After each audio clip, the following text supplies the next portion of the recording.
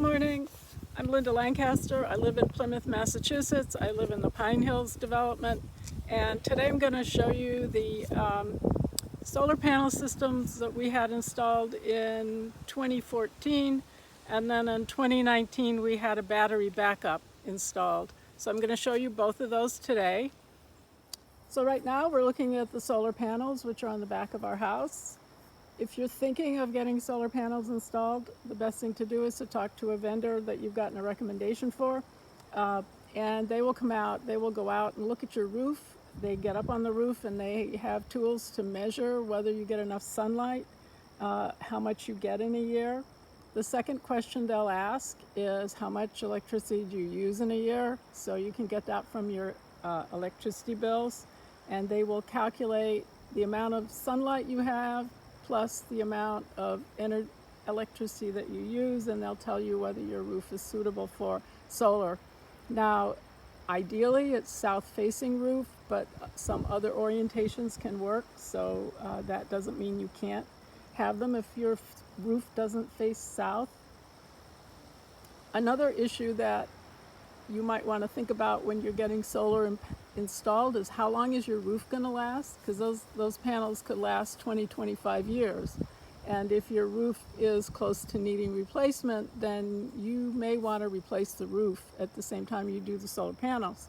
And there are ways that you can get, if the roof replacement is part of your installation, there you may be able to get a tax credit that would help defray some of that cost. So our vendor, we estimated that we use about 500 kilowatt hours a month, and the vendor specified a 5.8 kilowatt system, which means we make about 6,000 kilowatt hours a year. That required 18 solar panels. These are sun power panels. The panels are 3 feet by 5 feet. They're installed in 3 rows on the roof. They're held 4 inches off the roof by 3 sets of parallel metal tracks. And the first thing the installer does is install the tracks on the roof. Then they can just pop those panels in, and they run the wiring from those panels through your attic down into my basement.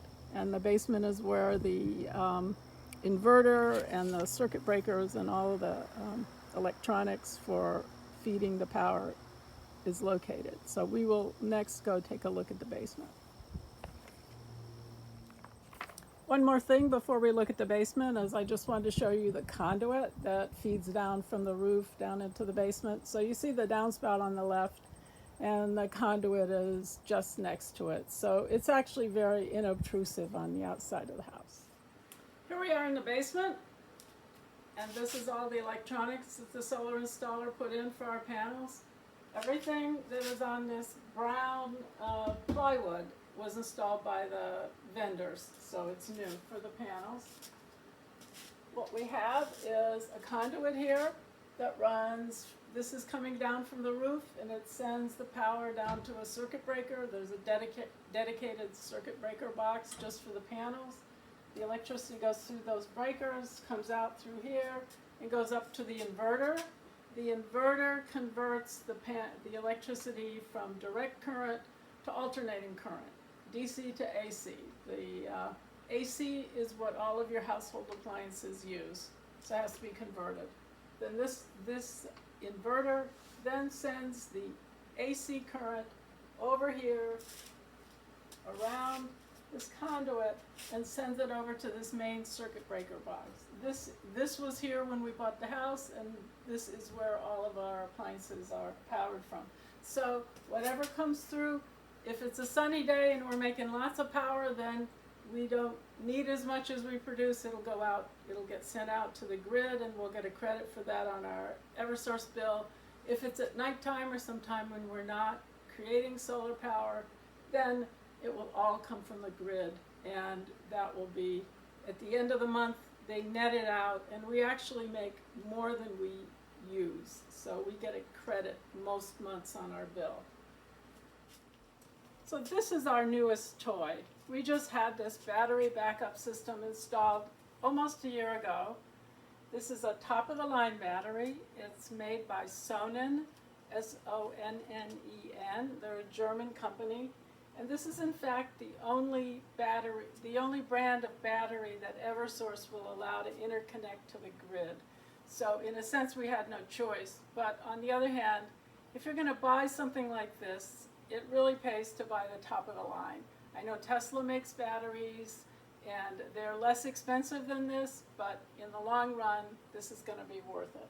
So the way this works is that if the power goes down, within 30 seconds, the Sonnen battery will sense that the power is gone, and it will disconnect to the grid, and it will start powering the house from the battery. At night, we would be getting our power from the battery. During the daytime, the sun comes up, the electricity starts coming from the solar panels, and then it comes down, it feeds the house. So we run on the solar panels during the daytime. At the same time, the solar panels are recharging the battery for the next night. So at night, we go back to the battery again. So it's a really nice system. It's really reassuring to know that if the grid goes down, you're still going to have light and heat and refrigeration.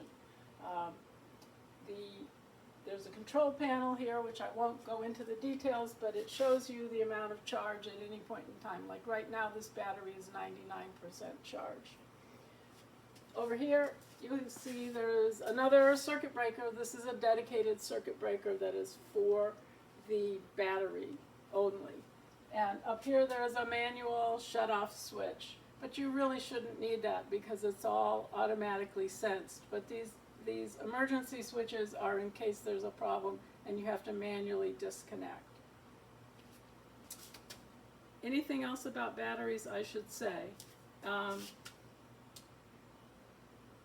We also have an incentive from Eversource where they can actually tap into our battery during peak power demand. So for instance, in the summer when the air conditioning demand peaks at 4 in the afternoon, and in the winter where certain heating or other things might peak, they can actually come and draw out of our battery.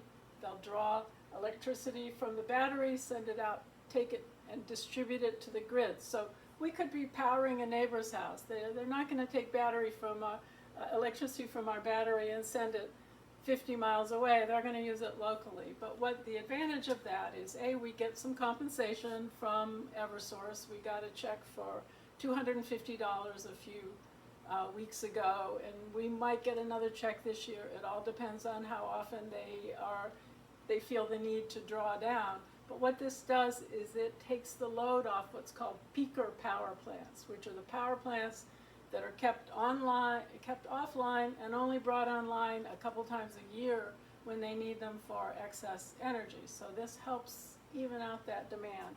And the more these batteries are installed, the more the utilities will be able to decommission those peaker plants. So that's really why we did this battery. We did it for the backup, but we also did it because it's a proof of concept that this can really work and can be a technology where multiple houses can share energy among themselves. So this is the last part of the solar system that I'll show you. This is on the outside, on the side of the house. This is the net meter that Eversource installed. The meter that we had originally only went one way, assuming that you only drew power from the grid, but you didn't send it back. This new meter goes both ways. Over here, this is the shutoff valve for the solar panels. This was installed by the solar installer.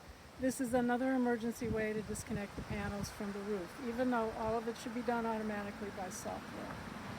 Then over here, the last piece, this is the emergency shutoff for the battery backup system in the basement. This was installed by the vendor that did the battery. So we worked with two vendors.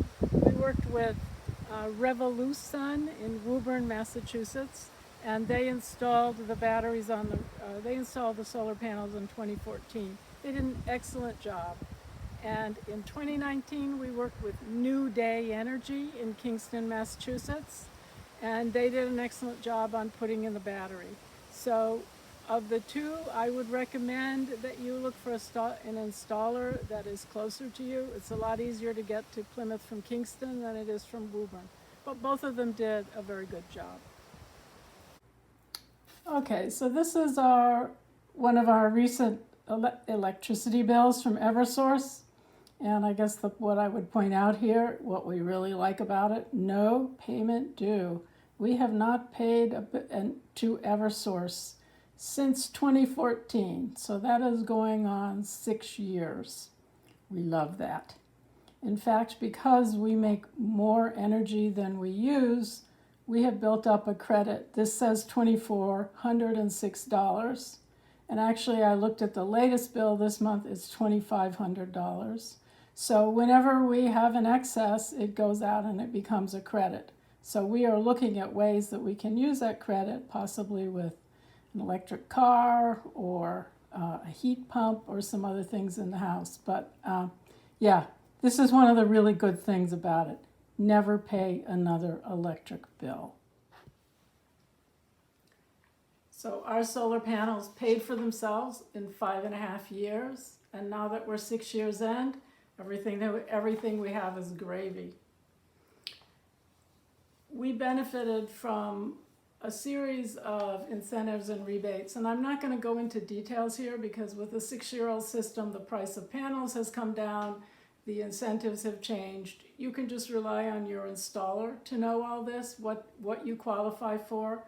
But we basically got the benefit of incentives from the state of Massachusetts, which gave us some cash payments up front, and then a program called SREC, which gives us quarterly payments for the energy that we produce every year, which is about 6,000 kilowatts. That SREC program has recently been replaced by a program called SMART. And then there's the federal tax credit. The federal tax credit was 30% when we bought our panels. I think it's down to 26% this year, but it's a substantial credit that you get off your income tax when you file it. So basically, the panels paid for themselves in 5.5 years, and we continue to have zero energy bills and the quarterly payments. So it's quite nice financially. But the benefits are really that we don't have bills anymore from Eversource, that we get quarterly income from our SRECs, and that was guaranteed for 10 years. So we probably have 4 more years of payments from the Solar Renewable Energy Credit Program, and I don't know what will happen at the end, but it may terminate, but it was a great deal while it lasted. We've increased the value of our home by roughly about $15,000. Houses with solar panels have a several percentage more on their sale price than the same house without solar panels. Our electricity also no longer comes from fossil fuels, and that's a big deal for us because we have been trying to reduce our carbon footprint, and this is an excellent way to do it. So one last thing I'll say is that there's virtually no maintenance involved. It's a huge wiring job, and once that's done, they just work. There's only been 2 weeks in the past 6 years when we weren't making electricity from our panels, and that was a winter in Massachusetts where they called it Snowmageddon, where it just snowed and snowed and snowed for the month of February. And there were 2 weeks where we can go online and see what our panels are doing, because we were fortunately away at the time. And for 2 weeks, it must have been frozen over because there wasn't any generation of electricity. But otherwise, whether it's a cloudy day, a rainy day, a sunny day, as long as you have daylight, you're going to be making power. And it's just a matter of how much. In June, on peak sun days, you'll make a huge amount of power. In November, you're not making very much, but you're making a little bit. So that is a tour of our solar panels, and I recommend that you consider them if you have a house that you think it's going to fit on. Thanks.